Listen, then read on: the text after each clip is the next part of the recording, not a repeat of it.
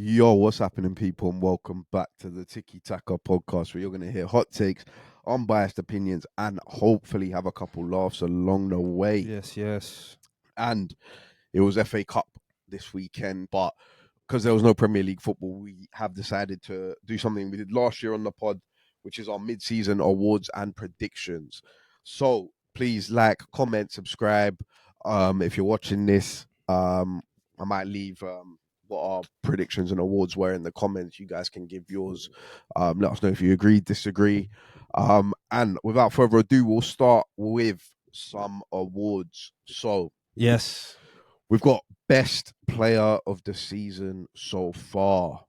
Now I've gone honourable mention Gabriel. Is it? I think Gabriel's been the best centre back in the league this year. I agree with you, but I don't think the casual or just any other anybody besides an Arsenal fan would agree with you. That's why they listen to this podcast. So they can hear what we have to say, right? The casuals listen, they learn. We all move on. We put them on game. Yeah, Is that come on, man. Right, I've been saying that Gabriel's been the best centre back in the league this season. I completely agree with you. I haven't given it to him, like I said. It's just honourable mention. I think he's been pretty much flawless in every game. Well, Van Dijk does need them. If it's just talking about best centre backs, and I have the Van Dijk agenda. I don't like Van Dijk. But I don't think Van Dijk's been the best centre back in the league. Yeah, I don't think that. But but that's what. But he's played very well. That's what 8 out of 10 football people I think would of say. Van Dijk. Scrub bum. Me. Those are your thoughts. I know Van Dijk's a serious guy. But yeah, I just think Gabriel. I can't remember him even making a mistake really this year. He's got 6 goals. Yeah. Or 6 5 Premier League goals. We said we were counting the Tottenham one, though, innit? Yeah. To make that 6, you're predicting him to get 8. If my centre back gets 8 Premier League goals, best believe he's not in conversations with Van Dijk. But obviously, but that shouldn't even. Gabriel shouldn't be in conversations with Van Dijk because Gabriel's a defender. Gabriel defends first and scores 8 Premier League goals. Yeah, but defensively, the goals is just a bonus that I adore. But out and up defending, I don't want to come up against Gabriel. Yeah, I don't want. 100%. Give me Van Dijk. Both of them. That's the dream, isn't it? No, Gabriel and Van Dijk. No. Get that scrub on the bench.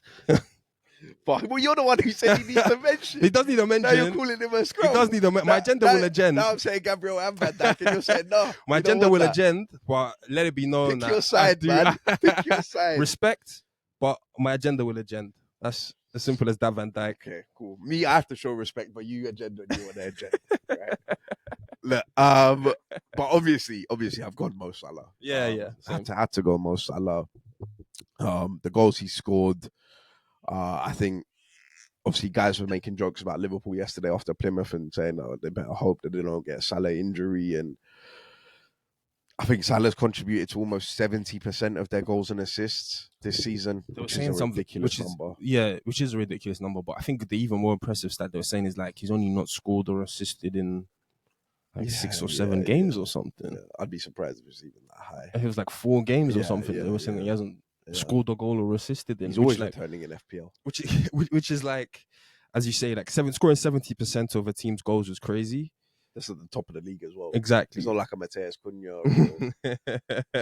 You are just the talisman of this bottom half relegation for the team. Scoring 70% of a team's goals is crazy, but I think just doing it every week, not even 1 week I've scored 5, so that off balances the numbers. Just doing it, just turning up every game. Yeah, I'll just be the difference here. I'll make this one happen. I'll make that one happen. Yeah, he's been the best player. Yeah, I think he's just it's been ridiculous the levels that most goals, most assists, and I couldn't really look anywhere else. But yeah, I just had to give a mention to Gabriel. Most disappointing player. I'll let you go first on this one. I went for Philip Walter Foden. Good one.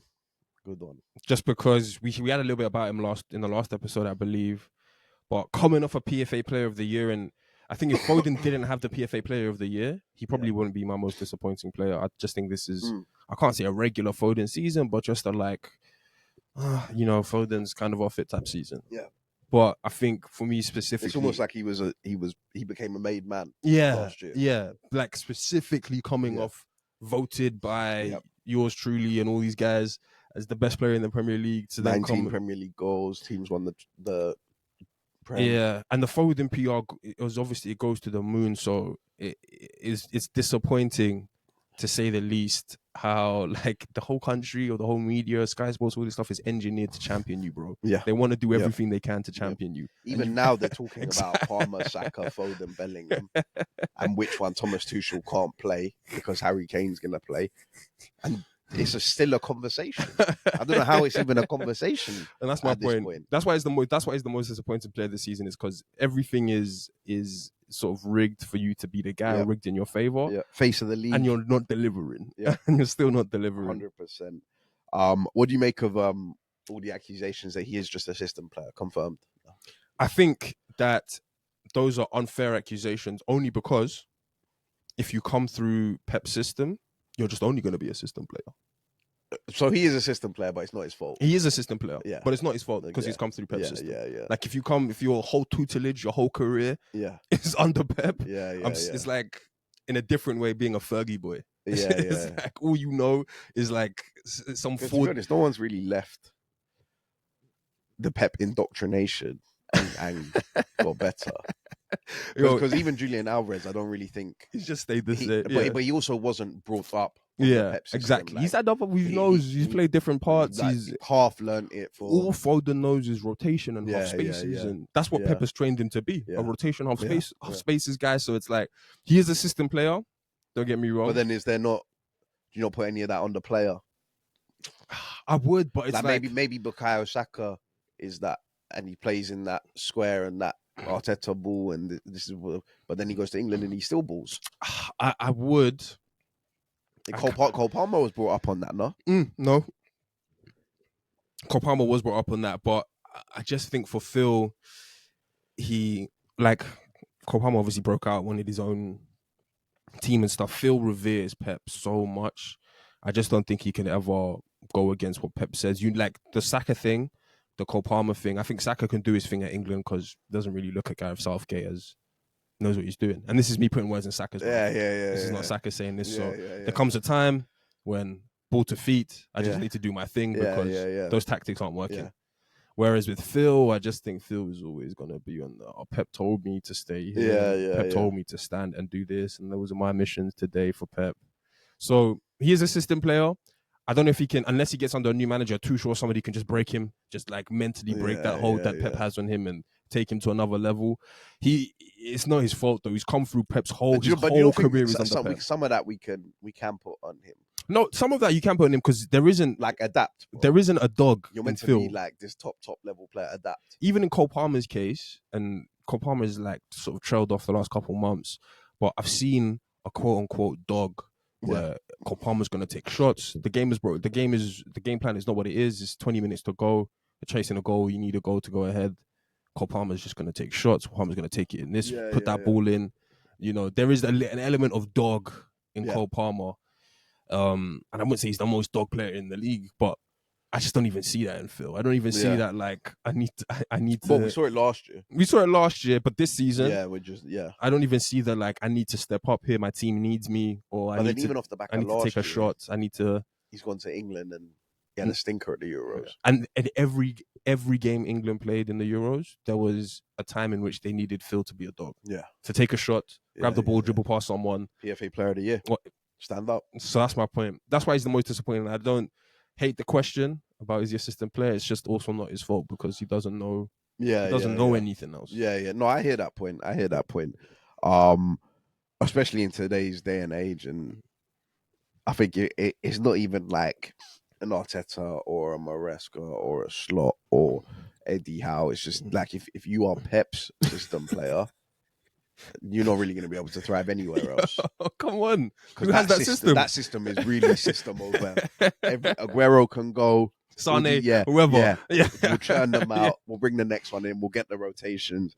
I went for Jadon Sancho. Did you? I knew he was going to have to appear somewhere on your list. I just didn't know where you were going to put him.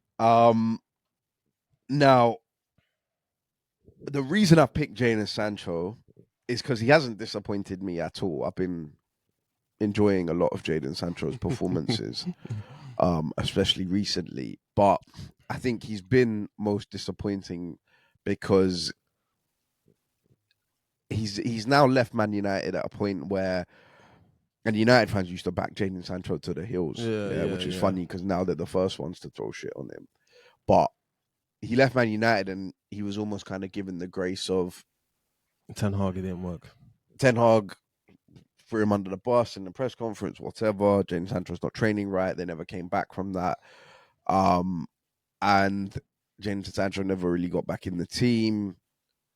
And that was after Ten Hag gave Jadon Sancho his time to go to the mountains the season before. And I remember they were applauding that man management. He's been put his arm around him. Jadon Sancho came back and it was Tencho and all of this with new positions. So whatever, cool. Sometimes it just doesn't work at a club. Right? It's not necessarily the player's fault or the manager's fault. It's just not a right mix, right? Although everyone on Filthy kept saying that Jadon Sancho, China White, and Deansgate in Manchester, but maybe it was all too much for him. Whatever. So he's a London boy, Miss London. Cool. Everyone wanted to. Personally, for me, it was just whenever I saw Jadon Sancho on the pitch, I thought he was whack. Yeah, and I used to tell United fans that they've got a winger in Garnacho that's better than him. Yeah.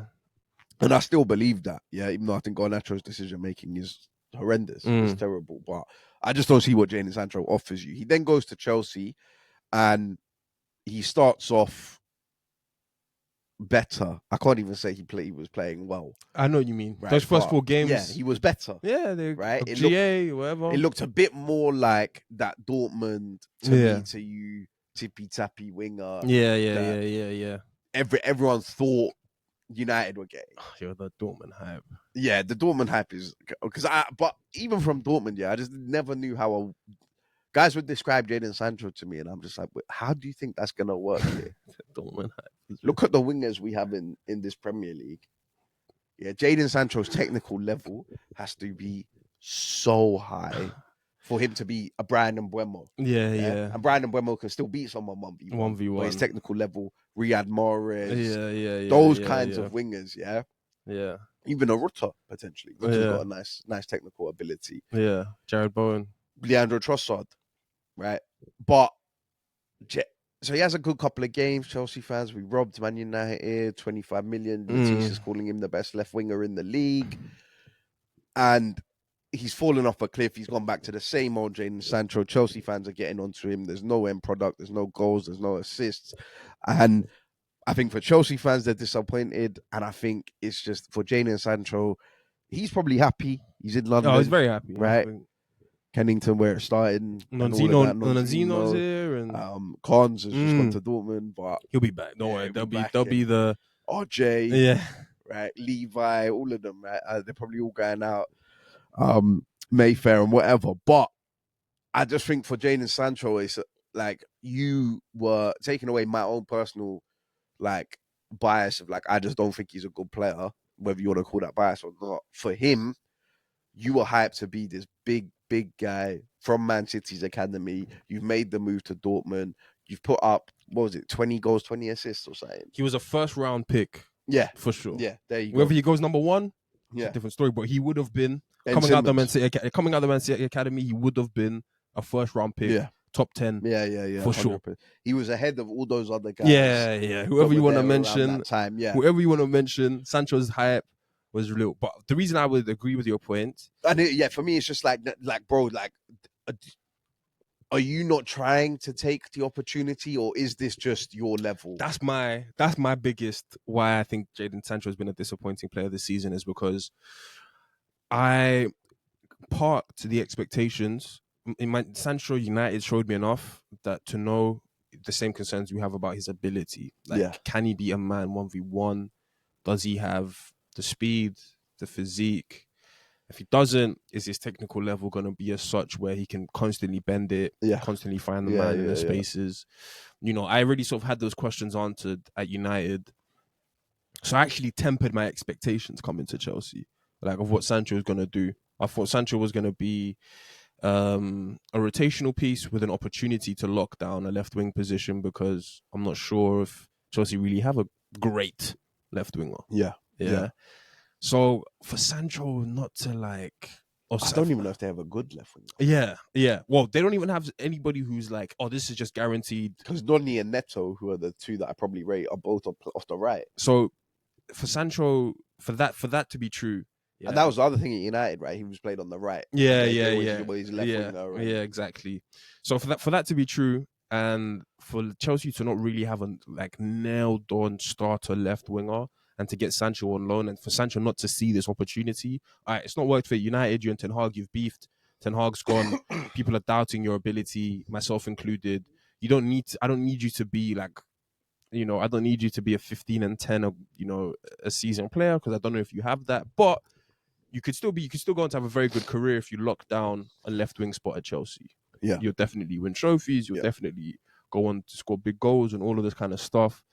And it's like he's regressed. Yeah, bro. It's like he's not. It's like there wasn't like there were some good players for you to compete with, but there wasn't anybody who was naturally better suited for the position than yourself. And I remember when he signed at Chelsea, he was like, "Yeah, the football that Maresca plays, and it's the football that I like to get involved in. It's the football that makes me happy." He's regret. Like I can't believe it's a disappointment that he's not locked down the position. Not that he hasn't gone on to be a 10 and 15. But then there is the argument that like the quality is there because we saw it. Yeah, at Dortmund. Yeah. I think like if it is 20 goals and 20 assists, which I think it might be, close to 40 GA in the season. So does that guy, and I'm genuinely asking because I haven't seen any of that sort of quality. Yeah, does that guy just like? Is it a case of Jadon Sancho's not trying hard enough? He's not putting the most in to get the most out, or he just lacks quality?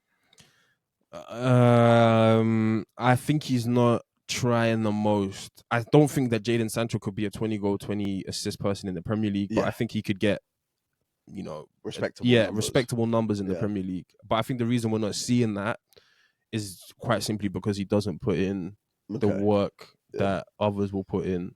In on the. To be fair, it probably could be a combination of both. It probably is. Yeah. But in terms of where I would lean, I think Jadon Sancho does have the ability to obviously do more than what he's doing.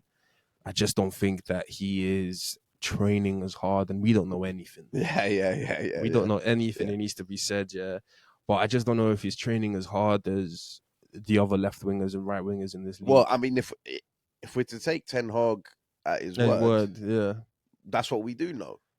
That he maybe doesn't train that well. Look, it will be really disappointing. I think the bigger thing for Sancho is... And then he's leaving comments on Marcus Rashford. Freedom. No, I think the bigger thing for Sancho is to not be Marcus Rashford in 3 years' time. Sancho is still 23, 24. That's disrespectful to Rashford. No, but and only in the sense of like, you see how Alan Shearer's talking about Rashford, last chance saloon, and it's now or never for Rashford if it doesn't work. That's it. Yeah, I hear that. Not in terms of what he's going to do on the football pitch. Just you're 23 now, you're 24 now. Don't leave Chelsea and your next club's last chance saloon. You're 23, you're 24 now. You're still relatively young. You still have time to turn it around. You can have 2 good seasons at 24 and have by the time you're 26, have a completely different outlook on your career. Yeah. But don't be in that situation now where either Chelsea sign you permanently or whatever. United are selling you on a cut price deal to a Aston Villa, Bournemouth, Brighton, whatever, and it really is last chance. And you're 27, 28, and it really is last chance saloon. And you're looking back at 8 years of your career, and you're like, I came out of the academy with hype, and I've done nothing. Like it's even different. Like, but then if you're saying it's a bit more of like Jadon Sancho not so much putting in the maximum to get the maximum out of it, is he really gonna think like that? You hope it comes with maturity, innit? Yeah. You hope it comes. You hope that one day it clicks for Sancho and it's like, all right, let's Deansgate and let's FIFA. But I feel like at 22, 23, that's when you should just love playing football. The Marcus Rashford thing came when he was like 25, 26, and there was pressure from Man United fans. Yeah. I think in Sancho's case it's a bit unique because of like his football has been so stop-start. He was at Man City, he went to Dortmund, he was playing good football. He's come back to United. It's not really worked, but he's come back to United on like fuck off money, huge money. No. that like Yeah. he's almost pretty comfortable. He's earning 300k a week, and like he's probably looking at things whether I play or don't play. Yeah, true.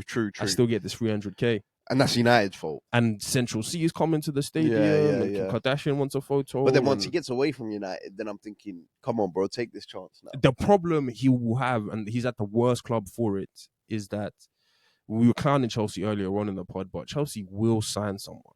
They will. Yeah. No doubt. Yeah, They'll sign a left winger. Yeah, They'll sign a goal scorer, and Jackson will move to the left wing, or whatever it is. Yeah, whatever it is, yeah.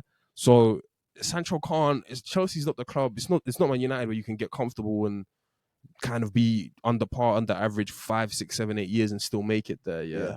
When Chelsea signed that goal scorer who's getting them 20 and 25, and they're looking at Sancho's wages and all this kind of stuff, there will be that Strasbourg we've agreed upon. You know. But then is Sancho going to be happy in London? I think Sancho, the best Sancho, he's happy to ride bench. I think the best Sancho we'll see won't be in England. It will be in. I agree. Spain, Germany, Italy. I don't know how much he's going to push to leave London.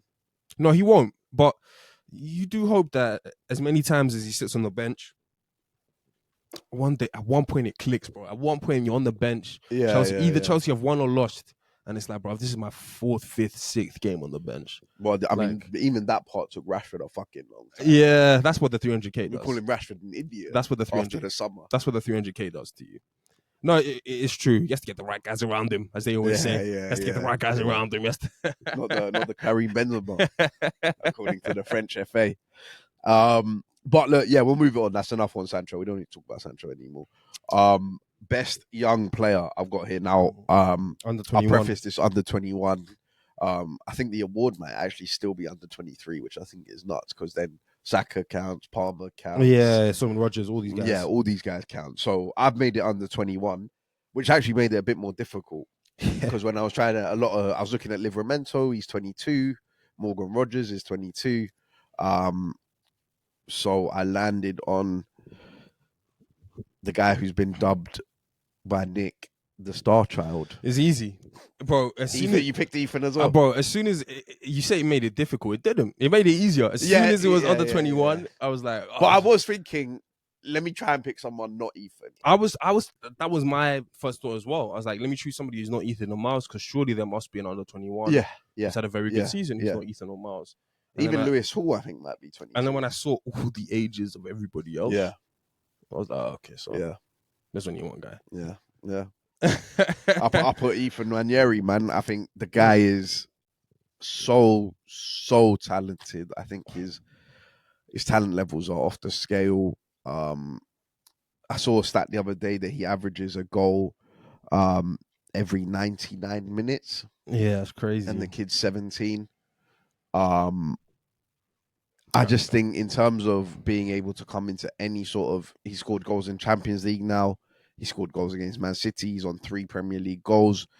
I was saying to Michael, if he can end on, what did I say, 8? Mm-hmm. Which might be a bit tricky, but I have the faith. He's going to get the minutes, that's for sure, with the injuries that we have. 8 is crazy, though. It is crazy, but would you put it past him? I wouldn't put it past him, but 8 is like... It's nuts. 8 is like, if a 17... But he's already being compared to Wayne Rooney. That someone said 99 minutes per goal is literally Wayne Rooney stuff when Wayne Rooney came on the scene. Yeah. No, it's not. I whispered it quietly. I said whisper it quietly. A Cole Palmer thing. It's not to deny his ability or talents because I agree with you. He sort of is what we say he is. Or to be honest, man, if you're watching this pod, you kind of know already that Ethan's one to watch. That's not even me expecting him to get A. I agree with you. But I just think he could. I agree with you. I'm not expecting him to get A, but I do think that if Ethan's getting 8 on his... this is his breakout year, but this isn't, in my mind, his breakout year. I hear that. Like, I think next season or the season afterwards, when he's legitimate, like, he's already legitimately a starter, as you say, due to injuries, but when he's legitimately... I agree with you. Getting big minutes... Yeah. For Arsenal making 30-something appearances. Like how many games has he actually started? Making 30-something appearances in the Premier League. That will be what I would classify as his breakout season. But if Ethan in his non-breakout season, just first season in the senior squad, can get 8 goals, 8 goals, like that is that is ridiculous. That is kind of crazy. And as I say, it's not to say that you can't do it. It's not to say that I expect it. But the statement that makes on his talent and ability and what he could potentially do, Yeah. is nuts, man. It's literally nuts. And look, thank God he plays for Arsenal because I'm looking forward to seeing where that goes. Now, worst signing of the season. I had a few. I could have had Jadon Sancho here. This is where I thought you would have him. I had to pick someone else, right? And I had to pick João Felix. Yeah. Because, and nothing to do with João Felix. I think João Felix is a decent player. I like João Felix as a footballer.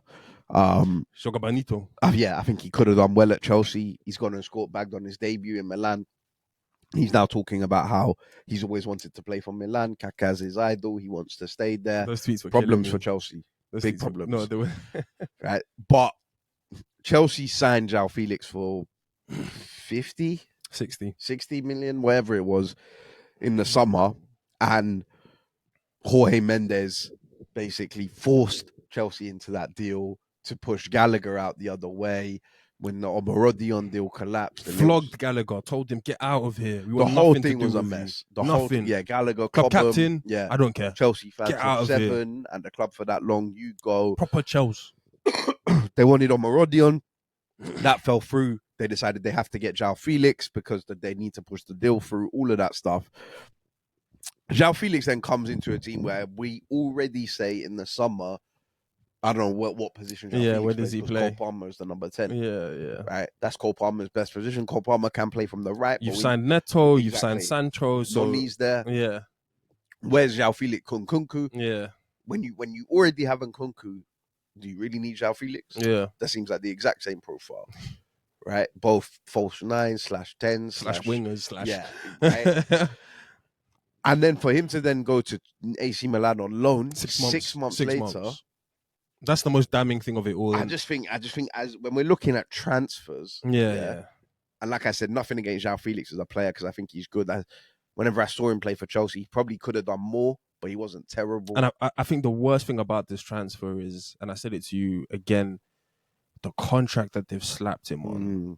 Like, forget the wages. Maybe he's on 200k. Maybe he's on a bit more, whatever it is. Yeah. But for example, he should be an AC Milan player. But because he's in a 7-8 year deal, AC Milan are never going to stump up 50 mil, 60 mil, 70 mil for him. Yeah. Never. So it's like, you can't even do the Chelsea thing of buying guys and flipping guys. Yeah. And making profit off guys.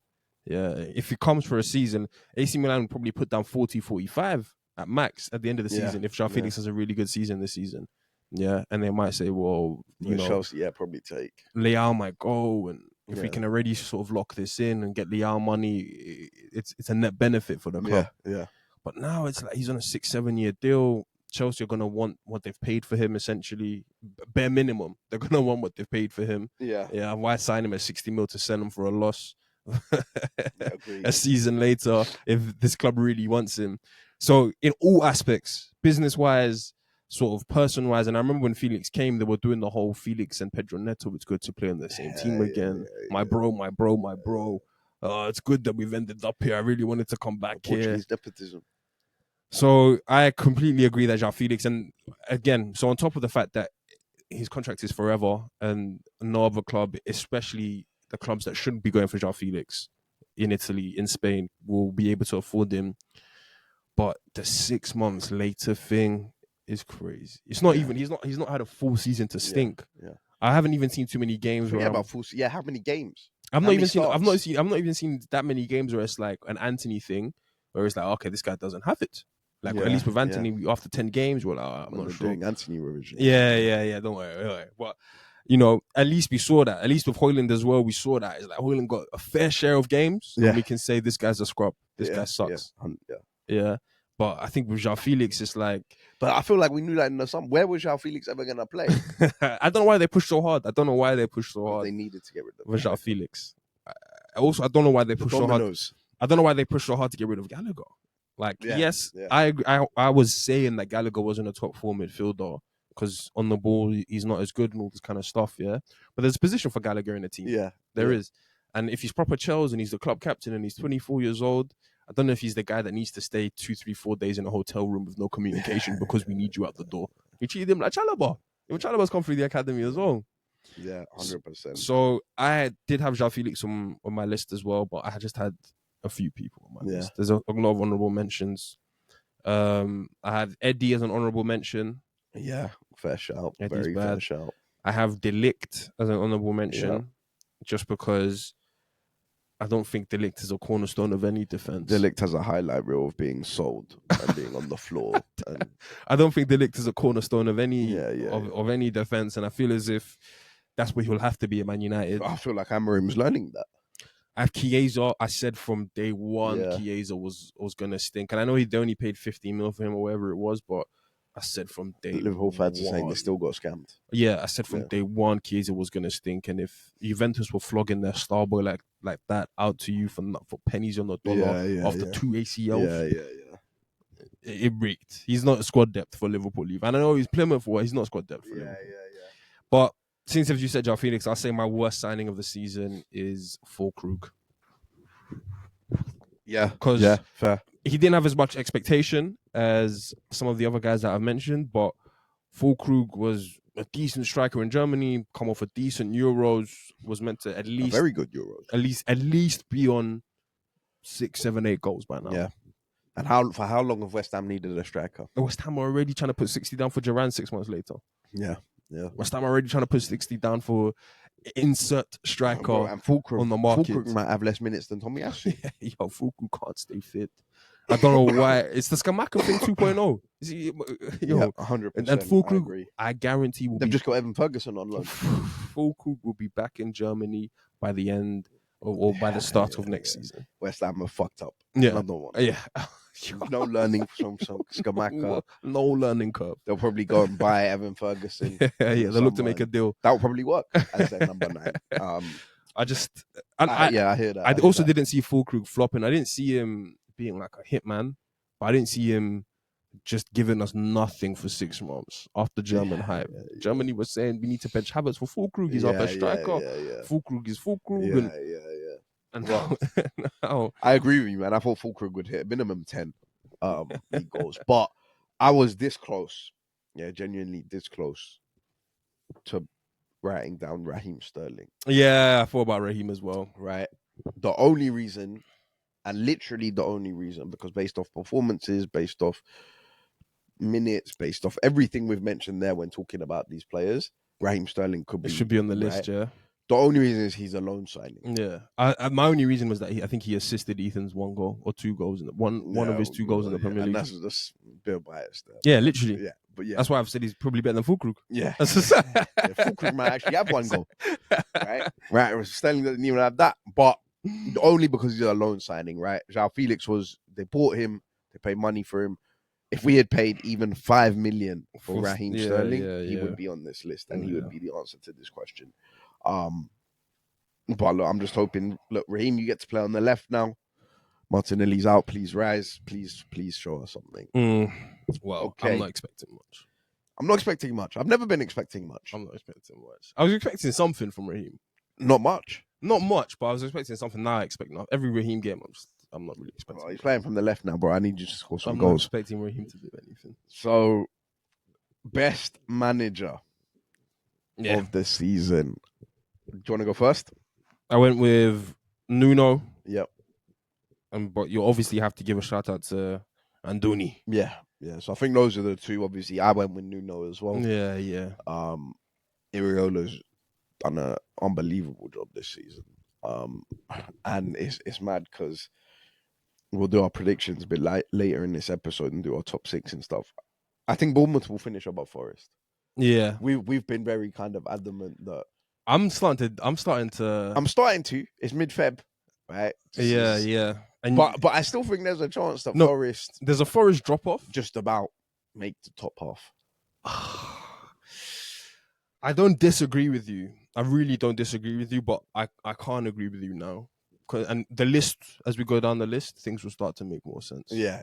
But as of now, yeah. Nuno's done an incredible job this season. I mean, it's mid-Feb and Forest are 3rd in the table. Yeah. I think if that doesn't say it all, Like They're 3 points behind us. a lot of us had probably predicted Forest to just stay up. Yeah. You know, to be 15th. Just about have enough. Exactly. Yeah. Exactly. Gibbs White gets to 10, and you know they just A have Crystal enough. Palace thing. Exactly. So, I mean, the job that Nuno's done is incredible. He's probably on his 22-23 Arsenal season right now. A lot of guys have stayed fit for him. A lot of guys have been able to put in consistent performances for him. Oh, one person who I was considering for under 21, and then I obviously realized he was 22, was Elliot Anderson as well. Is he only 22? Yeah, he's 22. But yeah, a lot of those guys have stayed fit, but even with those guys staying fit, I don't know how they are where they are. He has. It's a lot. It's a lot of Nuno. Don't get me wrong. It's a lot of Nuno. He's obviously a good coach. He's obviously a very good coach, and he's made things work. But there is a little bit of luck, I think, in the way in which the squad has come together. Like how Mikalenkovic and Murillo have just come to be a perfect partnership. Left foot, right foot. You do the dirty work. I'll do the on the ball stuff. I'll hit that one 60, 70 yards. The level Olena's here. Yeah, I'll make the head. The level Oleana is a contract year Oleana. Some of us always knew about Anthony Elanga. Anthony Elanga is a very good player. Even like the output that Hudson-Odoi is giving. Yeah, Cho's impressed me. Because Amon always used to rave about Cho, and I always used to not want to hear it. I see it. I always thought that Cho was a decent player in terms of being able to maybe beat a man 1v1, but I would put him in the category of one of those wingers that doesn't really like in the season with 3 and 2. Yeah. Despite looking all right and looking like they could be threatening, they have 3 and 2 at the end of the season. But Cho, he's got some good numbers this year. Yeah. He's had some good games this year. Piece. Yeah, he's a real dangerous piece. Nuno's done well. But I think Chris Wood's obviously the biggest factor. Nobody saw that coming from anywhere. 17 Premier League goals. To be determined. I will speak on Chris Wood later. Yeah. Okay. Yeah. But yeah, Iraola as well. Yeah, man. I think Iraola is probably my favorite manager of this season, just because. And this is like a criteria I should probably ask as well. Is the Bournemouth games. You think Bournemouth at home? Everybody's like, "Oh, I got Bournemouth at home. It should probably be 3 points." Yeah. That's the one you should be worried about. Yeah. That's the one. If Bournemouth are coming to your stadium, you should be very worried about that game. We said about Pascal Gross when he retired that we've seen all of our enemies fall at the hands of Pascal Gross. It's almost like Iraola's taken that over. What Iraola's done. The less with more thing I said, if Bournemouth were 12th, we'd be saying Bournemouth are having a good season. If Bournemouth were 15th, 16th, we'd be like, oh, Bournemouth, Iraola's done all right. They've lost the length. They didn't really replace all this kind of stuff. Yeah. So for Bournemouth to still be challenging for European positions, the injuries that they have, the random guys hitting a level, Kluivert or Tara. They have mad as well. Smith and Cook and these guys that just randomly going to hit a level for Bournemouth to get them through. Ryan Christie's just... Emmanuel, Kirk, Barney and Nelson. He's nuts. Iraola's doing a madness. He's doing a madness. But yeah, I think we've all just gone with Nuno right now because we are doing it right now. And like we say, the third. Worst manager. I didn't actually know how to take this. I have 2 answers. Go on. Worst manager, I think this season in the league, Erik ten Hag. But worst managers currently still in a job in the Premier League, I have Ange. Fair. So it was my Ten Hag / Ange. The reason I go for Ten Hag is the results, but again, the squad building. They gave Ten Hag however many hundreds of millions in the summer, and what Ten Hag came back with was a pile of shit and told his next manager, deal with this. On top of poor result, poor performance. The Amorim thing is bad now, but I think it was even worse because Ten Hag used to scam a result that you absolutely knew Man United shouldn't have gotten, that would just keep it a little bit longer. Ten Hag had this great ability to be like, well 2 more weeks. Job on the line. Yeah, this week's going to be the knife in the coffin, but no, I just got 2 more weeks. Yeah. So that's why I give to Ten Hag. He's such a fascinating character as well, in the sense of like his post-match interviews, his beefing with the press, and I don't agree with that. 2 trophies. I don't agree with this and the stuff that he would say. Offside against Arsenal. I think Ten Hag was was the worst manager coming into the season. He Yeah. had a lot to prove. He just won a trophy. Man United fans wanted to kick on, and he decided to I go think the that's wrong very fair, yeah. direction. But Ange, Like Tottenham are 15th. Ange, I kill him for the details on this podcast every week. I know that Tottenham have injuries, and that has definitely played a part as to where Tottenham are where they are. But I think Ange is leaning into that too much.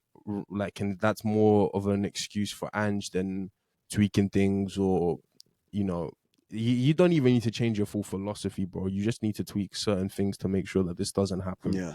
Not have Pedro Porro play right wing in the first minute of a cup tie at that Villa space Park. in midfield that everybody has versus Tottenham. Like, I don't know. He chooses or willfully neglects to deal with that, and we'll say injuries, but there's no excuse. Like, Tottenham don't have the 15th best squad in the league. 100%. For the worst manager, I've gone for Ruben Amorim. Because I agree with everything you said. I thought about him a lot. About Ten Hag. And it's worse now. Yeah. Man United are a worse football team. Their results are worse. And the Jingbang is few and far between. Their play is worse. Right? They don't have much of the Jingbang, or that you say Ten Hag used to scam his way. Yeah. Amorim doesn't even have the scam job. Yeah. He doesn't even have the Jingbang. I'm going to scam it here. The OT juice. Yeah. So Mateta will come and he'll boom, boom, boom and dance and hit the corner flag and score a brace dunk on our head tops, and that's it. I think because they would have been Ten Hag, I would have picked Ten Hag. But there's actually a manager here that's got worse than Ten Hag. I mean, Amorim has not done like he's made the United team worse than Ten Hag. They have fallen down the table. They have accrued less points. They have picked up more losses. He's not How made it many times easy. have they been beaten at home? He's not made it easy to forget how bad Ten Hag was. Like he's not. He's making Ten Hag look good, which I didn't think it was possible. There's not even really been a new manager bounce. Their first game they drew with Ipswich. I do agree with Amorim. There's no real leg to defend on him. That whole, like, it always looks bad when a club of Man United or any top Big Six club has like as many games as points almost at any stage of the season. Like when you have as many games as you do points, and this is your 15th match and your 15th point, well, it doesn't make good reading. It's the home games as well. Yeah, it doesn't. How consistently are you? I think they've lost their last 5 at home or something. I mean, the fear factor at OT is just completely gone. Yeah. The fear factor at OT is just completely gone. I think there are some special shout-outs. Lopetegui needed a shout-out. I thought he was a terrible manager. Horrible. I thought he was a terrible manager this season. Horrible. And who else got sacked? Not Gary Russell Martin. Steve Cooper. They were bad, but they weren't. The sacked managers, to be honest, I wasn't really considering that much. Yeah. But Lopetegui definitely could have won this award. Yeah. Lopetegui was bad. I don't know how he was in the job for so long. But we'll move it on. A bit more upbeat stuff. Best goal. Now, if you're an avid watcher of the podcast, you know exactly where my vote is going. You know exactly what I am going to say. Ricardo Calafiori, X Factor Fiori. X Factor. Come on.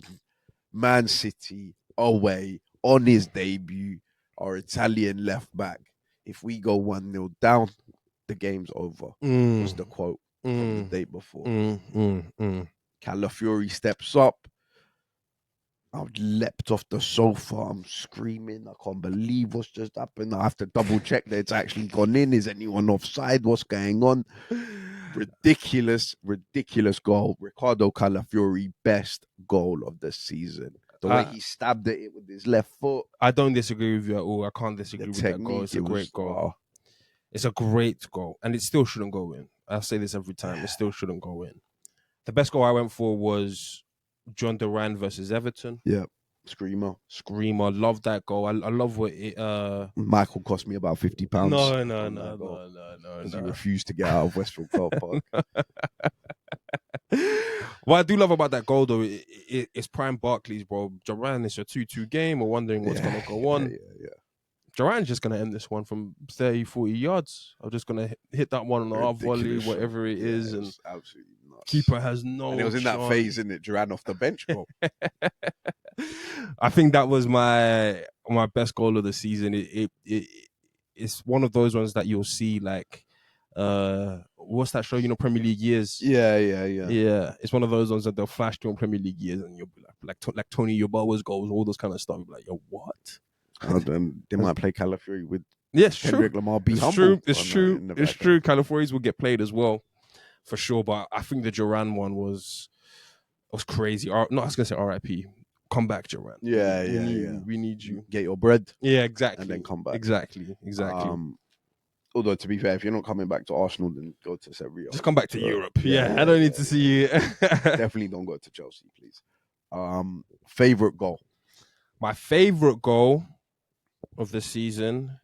And for the viewers, we're both Arsenal fans. Our favorite goal will probably be from an Arsenal fan. We've picked one Arsenal and one non-Arsenal. So yeah, don't worry about that. My favorite goal of the season is. I'm having second thoughts now. I thought we were both going to have the same one, and there's no second thoughts for me. Miles Lewis-Skelly, stand up. Miles Lewis-Skelly was the one I had initially rise. chose, but I'm still thinking about that Gabriel header at Tottenham. On the desk? I love that goal. Great goal. I love Great goal. Gabriel rising above everybody else, fish out of water. No one can get near him. Thump 1-0. That's it. 3 points in the bag. Tottenham, goodbye. 100%. But the Lewis-Skelly one, I don't know the way it crashes off the post. I told you, bro, it's better. The Ortega pushes The it way up. it crashes. Come on his right foot. The movements, we're at home. The celebration. 3-1, game over. Dunked. I think that one's also the good thing about that one is the game. That was over. my favorite goal. The game over element of it. Like even with the Gabriel one, I knew it was kind of this is it, but I had 20 minutes to play. There's one goal in it. Yeah. North London derby, all of that. But But I haven't felt like that game in over in the Emirates Stadium. Maybe ever. Right. You know how I felt about the Calafiori goal. And that moment, as a fan, I didn't think that would get topped. Yeah. And Miles Lewis-Skelly did that. So for me, Miles Lewis-Skelly, 100%. That's got to be my favorite goal. Come on, bro. The Rhino. But I love the Gabriel. Yeah, it's big time. It's big time. North London derby, but Pep and Man City, and we said we have to win this. The Gabriel one is also big because that game there was no Rice, no Odegaard. Jorginho Partey played 90. Guys were saying Tottenham got bossed by two uncles. There's also nothing else to talk about. In that game. Really many chances. Moment of quality from Saka, moment of quality from Gabriel. 1-0 Arsenal. 100%. Fans are screaming. But I think I can give it to the Lewis-Skelly one. This is our 18-year-old. Yeah. I think I can give it to Lewis-Skelly. I think I love the thumpingness of Gabriel's header. Yeah. Pause. But pushes Romero. Yeah, but Lewis-Skelly, like when you see Ortega at full stretch, and it's John Stones in front of him. There's that like seed of doubt. Lewis-Skelly doesn't know if that's gone in. Yeah. That's I didn't know. Is that hitting the post and coming out, or where's that guy? That's probably why. That will edge it. I'll give it to Lewis-Skelly. And then non-Arsenal favorite goal. I think I will go for Isak versus Liverpool. I've got the same one. If you're going to go Isak, I'll give honourable mention to Cunha versus Fulham. He scored a first-time goal that was wrapped into the top corner, but the Isak one is so top. So good. So top. Van Dijk gives him a couple yards. That's all he needs. 1, 2, third touch, roof of the net. Kelleher, no chance. Straight down the line. Not across the keeper, not just straight down the line. Also, the good thing about that game is Liverpool were on such a heater. They'd only lost to Forest, but beaten everybody else. Yeah. It won every other game.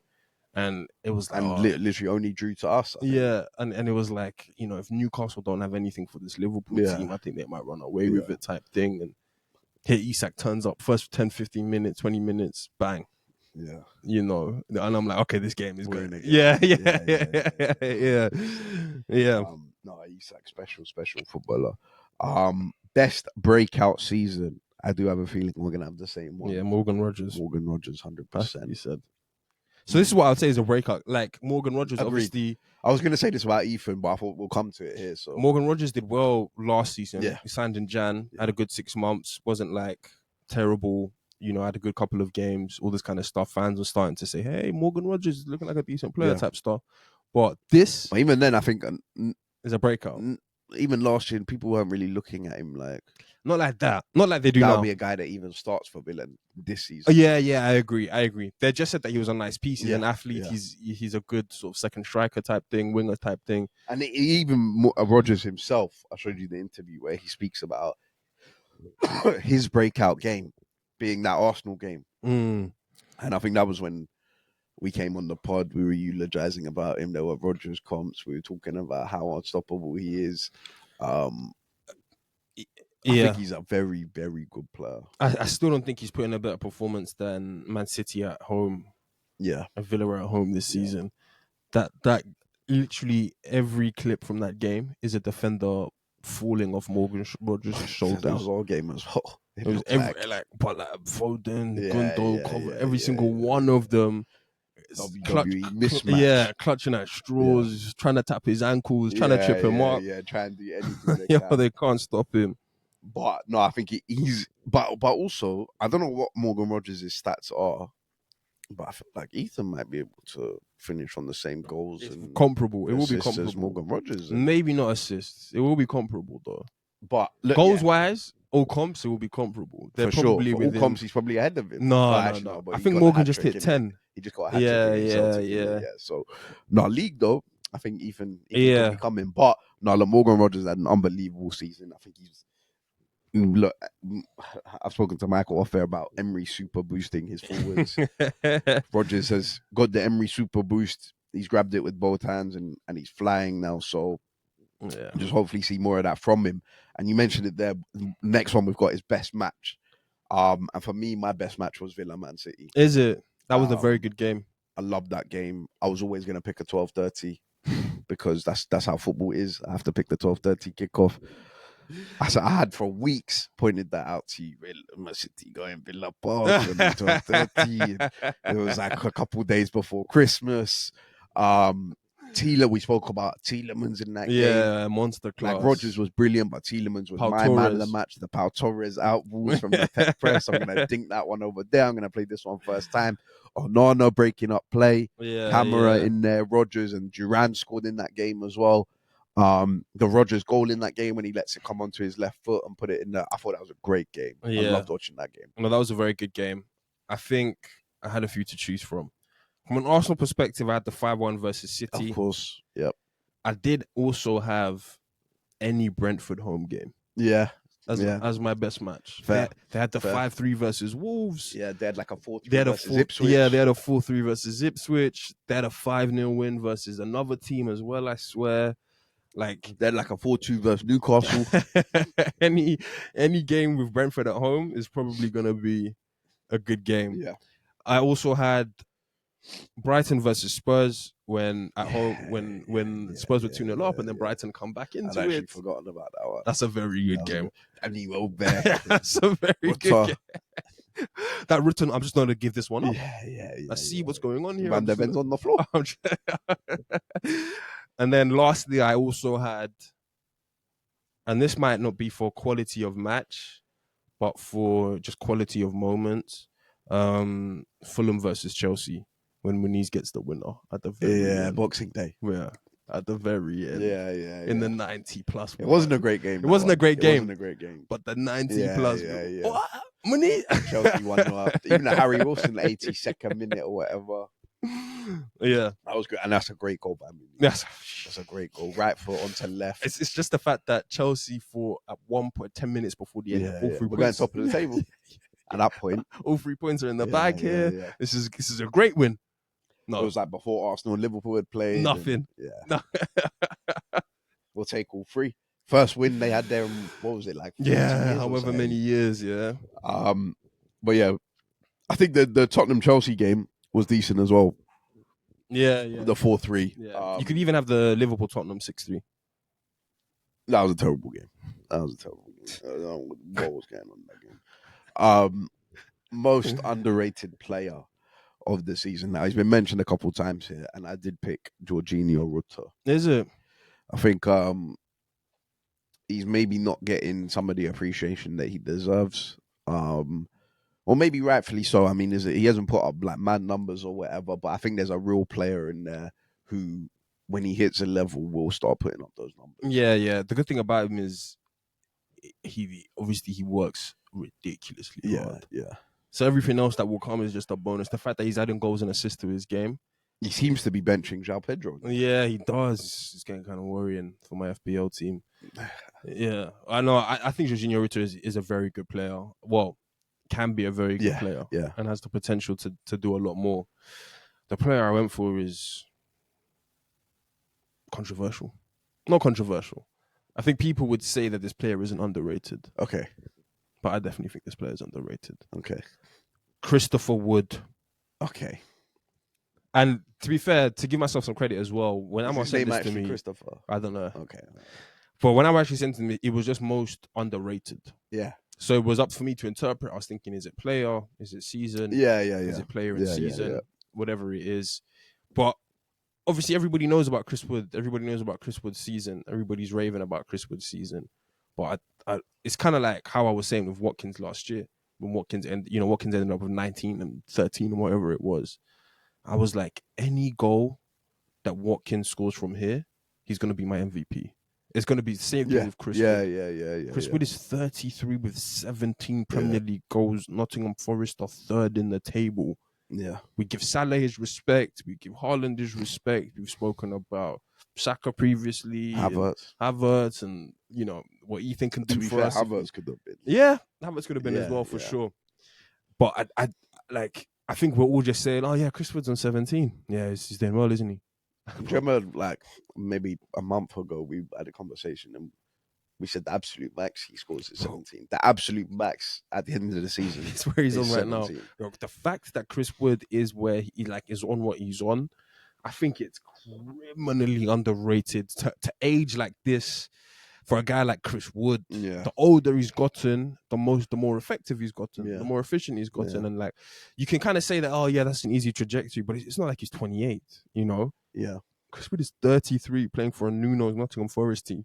The one thing with Chris Wood, is that Chris Wood's always been good for 10 goals. Right? Always, even Burnley and wherever he was before that. I think now and obviously the league table would show this, he's playing in the best team he's probably ever played in. Which is probably creating more chances for him and whatever. But for him to go and score 17 goals, I don't think anyone would have seen that. I think it's like at the start of the season, I thought Awoniyi was their best striker. Yeah, like if I just can't tell you. This is, as I say, bro. This is what Dominic Solanke was getting. This was what Ivan Toney was getting in their seasons when we were raving about him. When we were saying that this is up next for England and England have to, striker, all of this kind of stuff. When Tammy Abraham got 16, Chelsea fans were going on and on and on. Yeah. And like, that was Tammy playing for a good Chelsea team getting 16. And that was Tammy's debut season, though. Hey, good season. Yeah. But Chris Wood is 33 on 17 goals playing for Nottingham Forest. I just think, man, there should be in every Premier League chat show a special mention for Chris Wood at the age of 33. Would you take him at Arsenal? No. Let's not get carried away. It's not that underrated. It's 33. He's 33. But like, I think Chris Wood's season is monumental. If Chris Wood ends up with 22 goals and to be fair, he could have been, if anyone was really going to compete with Salah, probably would have been for our best player. Yeah. Chris Wood probably could have had a very reasonable shout. I think if he finishes with 20 goals plus on Nottingham Forest get into the top 5, I have no idea. Forget where Forest finish. If he finishes with 20 goals plus. I have no idea what to say, though. I have no idea what to say about that season. So when he was on 14... I came on here and I was like, I don't know what to say anymore. And he scored a hat-trick and went to 17. And look, unbelievable season from Chris Wood. And I'm not even going to put a number on where he's going to finish. Yeah. He beat that in 1 week. He scored a hat trick. Those are all of our awards. So let us know what you think. If you think we made any howlers, let us know. Let us know what you think, and we'll move on to predictions. So top 6. You may as well give me this in order, and then I've gone for Liverpool, Arsenal, City, Forest, Villa. Liverpool, Arsenal, City, Forest, Villa. That's 5, yeah. Yeah. 6th, Newcastle. So Chelsea don't make top 6. No. Okay, And Chelsea. Okay. Interesting. This is like, okay, to say this, I need to. This is what I want. And obviously, if that's in order, Liverpool are your champions. Yeah. This is what I want my top 6 to be. I do legitimately think that Chelsea have a chance to make top 4. Still, Of course. I just hope that this is my top 6. Okay. And I also do think that there is. I'd say it's like You had Newcastle in there, no? 6th. 6th, okay. Because I think, and there's a little bit of bias in this. The Asensio piece to Villa, the Rashford piece to Villa. Villa might turn this around with a couple games. So there is a little bit of bias in this. I'm starting to think that Forest will drop off, will fall off. But you had Forest 4th. Yeah, but the top 4 race, I remember it's always like, it's like whoever. Everyone chalks it up. Yeah, everyone throws it away. Will Villa, Chelsea, Newcastle be consistent enough? Yeah, because Forest have a decent points margin on some of those teams. Will they be consistent enough? Forest will drop points. It's like the us and Liverpool thing. Yeah, Liverpool will drop points, but we won't make up enough points to ever get ahead of them. Forest will drop points, but will Chelsea in 6th right now, or will Brighton or whoever these guys in 7th right now make up enough points to get one over on them? Well, I've gone for Liverpool as winners as well. Then I'm going Arsenal in 2nd and City in 3rd. So that's the same for both of us. Yeah. I've then got Newcastle in 4th. Yeah. I've gone Villa in 5th and Chelsea in 6th. So you're and I say I was with you. I just don't think Forest. I was with you. Surely, I was with you. It can't surely happen. Like, for as good as they are, for as good as Nuno is, surely Villa and Emery, Newcastle and Eddie Howe, Chelsea and Maresca, I think those 3 teams are better than Forest, and I think those 3 managers are probably better than Nuno. I would agree with that. I agree with you 100% on that statement. So I thought the Forest drop off was coming in Jan. I thought the Forest drop off was going to be. I agree. Jan. I agree. And the 7-0 was kind of turned things around for me. Okay, so maybe he isn't going to just feed into these fatal mistakes that will drop a team down the table. Yeah. He's gone to a back 5 now. Yeah, like he's just solidifying things. And I think Nuno will be on the like. And I also think Forest will have a lot of draws. Like Nuno will shake hands in a lot of these games between now and the end of the season, knowing that I have, apart from the teams on the lower half of the table, apart from the teams at the lower half of the table, I have enough wins under my belt. Obviously, I'm safe from relegation, all this kind of stuff. Where if I take a point off, it's a point gained rather than 2 points lost. Even if it's versus Newcastle versus Villa versus like Villa have to be going to Forest and beating that Newcastle. Same thing. Yeah. So can Nuno scam enough 1-1s or 2-2s or 0-0s to like just keep you at arm's length, just keep you at the end of his jab? I'm kind of banking on that. Yeah, look, I've got Newcastle making top 4. I think as a team, they're potentially, there's not much in it between them and Villa. I think they're both complete teams. They're both physical teams. I just think Newcastle have a better attack, and I think that will help them. Yeah, I think agreed. with Isak, Gordon, exactly, and your boy Murphy, goal getter, numbers man. Not a numbers man. We're not doing that. I think they'll have the facilities to kind of push that. I know they're playing once a week. Yeah, I agree with that. From now to the rest of the season, Villa are playing twice a week. Chelsea, I know it's the Conference League, but probably have to start fielding some better teams in there. My only thing with Newcastle is the caveat of what happens in the Carabao. If they win the Carabao, and this maybe is 2-1 because I predicted them to win the Carabao. Yeah. If they win the Carabao, Newcastle can 100% push on and make top 4. Yeah, 100%. If they lose the Carabao, it shouldn't affect them too much. Yeah, there could be a fall off. It could be a little bit of a like, I think there's too much quality in that team, man. I still predict them to finish within the top 6. Yeah, Which would be a very yeah. good season for. Well, for I them. mean, you said Carabao there. We may as well. We predicted our Carabao winners, so you've got Newcastle. I've got Newcastle. I've got Newcastle as well. Yeah. And that's not just out of hope. Yeah. No, I genuinely And think one. that's I actually think that's a serious challenge for Liverpool. Yeah. They drew 3-3.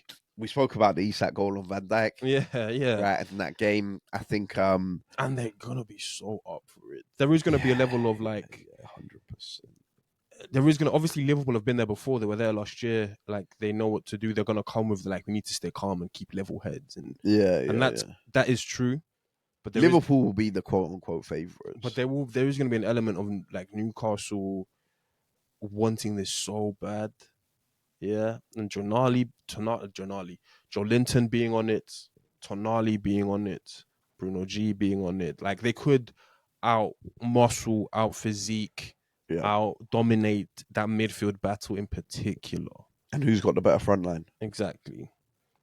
Are you taking Gakpo, Diaz, and Salah? Or Isak, Gordon, Murphy? Yeah, because of Murphy, maybe you take the Liverpool front three. But I don't know. Like Salah and Isak cancel each other out. There's 20 goals a season.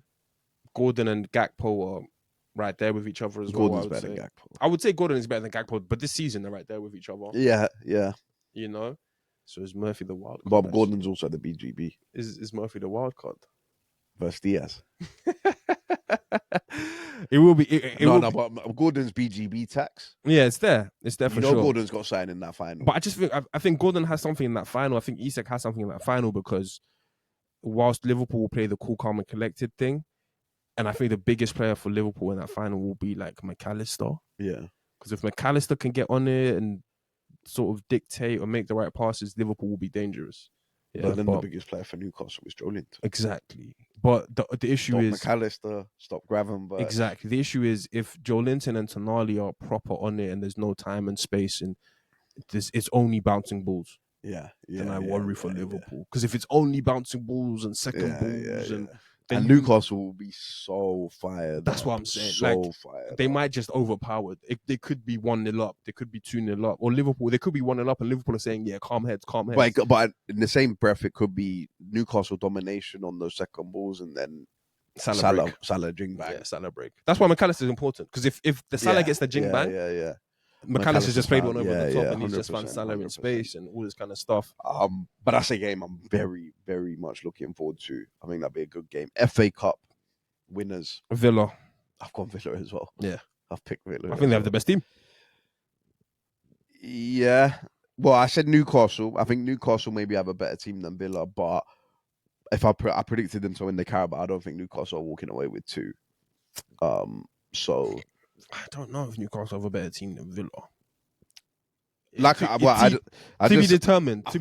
Yeah, look, they're both physical teams. I don't think there's much in it. They're both very complete. I just think Newcastle have a better front line, so that's why I'll give it to them. No, I agree that Newcastle have a better front line, but obviously Villa are still putting pieces into place. If Marlon gets 5, if Rashford starts doing Rashford things, Asensio starts adding stuff. I'm not even necessarily saying goals and assists, but performances. Yeah, I'll be technically secure when you need me to be technically secure. I think Emery's a better manager than Eddie Howe, so I think Emery will obviously find a way of winning a trophy. They've got a better keeper as well, Villa, and it's also just about who they can keep fit. If Konza's back, if Pau Torres is back, Digne can always create something. It would be it's very nip and tuck in that team. You know what? Yeah, for the FA Cup, I think the draw's been done. So live reaction. For a minute. Yeah, we'll get some live reaction. Of course, Man City got Plymouth at home. As expected. Those are the draws Man City always get. Preston, Burnley, Villa at home to Cardiff, Crystal Palace or Doncaster at home to Millwall, Manchester United at home to Fulham, Newcastle at home to Brighton, Bournemouth at home to Wolves, and Exeter or Nottingham Forest at home to Ipswich. So 2 good games only. Fulham, United, Brighton, Newcastle. Yeah, and even the United Fulham one is at Old Trafford. Really wish that one could have been at Craven Cottage. Get back season, Marco Silva. So in the quarterfinals, you're expecting to see Villa, Palace, and we said Glasgow potential. United, Newcastle, Bournemouth at home to Wolves. Expect Bournemouth to go through City, Forest. So those quarterfinals are going to be interesting. Yeah. But yeah, we'll go with Villa. So, before we do the Champions League, we'll go top goal scorer Premier League. Salah. I've got Salah as well. Quick and easy. And Champions League winners. I actually have this one. I'm gonna go for you be an Italian team. I think it'd be an odd year because I Who'd think you pick? I think Liverpool will win it, or like Liverpool can win it, for example. But I don't think Liverpool will win the Prem, the FA Cup, or the Prem, the Carabao, and the Champs. Yeah. You know, so I will go for Inter Milan, or I'll give Diego Simeone an outside chance. Yeah. Those are the two I was looking at. But I've gone Inter. Because I think, Leah said this, but I don't think Simone Inzaghi is going to get outcoached over two legs. Yeah. I also just think that they will concede the least. They conceded 1 goal in the group stage, right, in 8 games. Yeah. I think when you have that sort of record in tournament football, the 5-back, the system, the Lautaro, Jingbang, the Calhanoglu, Dumfries. Barella, Dumfries, the Marco X Factor. Yeah. And Inter obviously got to the final 2 years ago when they lost to Man City. And that was obviously the Man City team that won the treble. I don't think there's a team in Europe that Lukaku also will really cause into that those kind of Madrid will always have to mention them on whatever. But if I was to pick any team that I think could beat Madrid, it would probably be an Inter. Inter team. Oh, they would stifle them. Or Atletico, like you say. They would stifle them differently. I do need to give a mention to Madrid because if the machine gets going, yeah, the machine gets going. Mbappe's probably going to score in every knockout game. Vinny will be there. Inzaghi's going to need to bring in Bissek and Bastoni. That back 5 versus Madrid will Di be Marco, nasty. Dumfries. Will be nasty. But yeah, I do think it will be an Italian team. Well, most likely Inter, and I essentially account Atletico Madrid as an Italian team. Yeah, with the way they play, yeah. So yeah, look, that is it from us. Let us know about the predictions, what your predictions are, who you think are going to win the league, Champions League, all of that. And if you've got any comments, please let us know down below. Please subscribe. Let us know your thoughts, and we'll see you next week. Peace.